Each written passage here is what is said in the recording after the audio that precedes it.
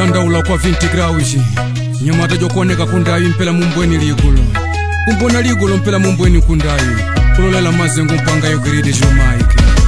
mama ya mwatijila kwete ulongo kwali jikunambuzyane baba ya mwatijila kwete ulongo kwali jikunambuzyane anachichichaza uzyaga ulendo wenu mwanya kuzalila yanti mwanangu kwa ulendo wanga ujamu mwanangu nambo pa dunia pano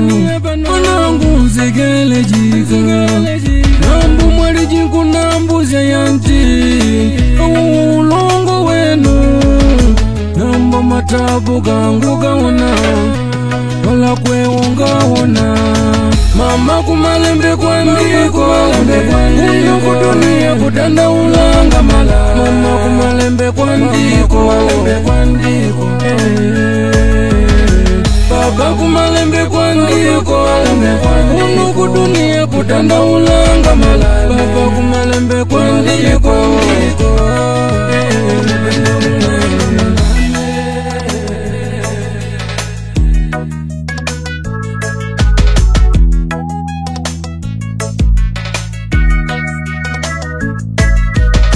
mama chimbika nagayanti kutanda ulanga mala baba chimbika nagayanti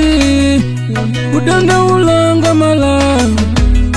kate makangulwala ulongo wenunga uona kate makangulwala une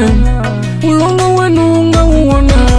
ulongo wenunaga na uweni umaziko genu mwe mama lelwa jino unenga uonane mama ndichi jumi mwatika kuwesheta mwanangu nganizwikalajika wete ulongo mwanangu nuli kwapi ulongo mama isi anoka mulanga shanga taunika 20 graus pro record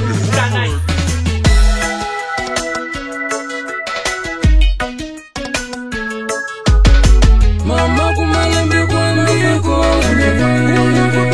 kutanda ulanga mala mama kumalembe kwa ndiko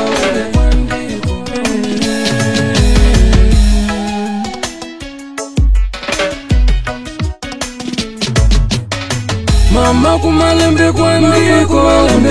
unyo kudunia kutanda ulanga mala mama kumalembe kwa ndiko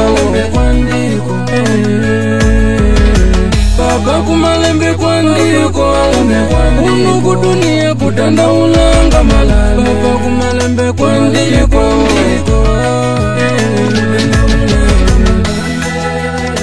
munga mushize kudanda ulampwanga Manuel Rasta pamalila Antonio Steveni Ambuzanga Mr. Antonio Babetani Ambuzanga Jafare pa Maumbika Mr. Petu Jipa Mikula sikiliza kazi mpya shida za dunia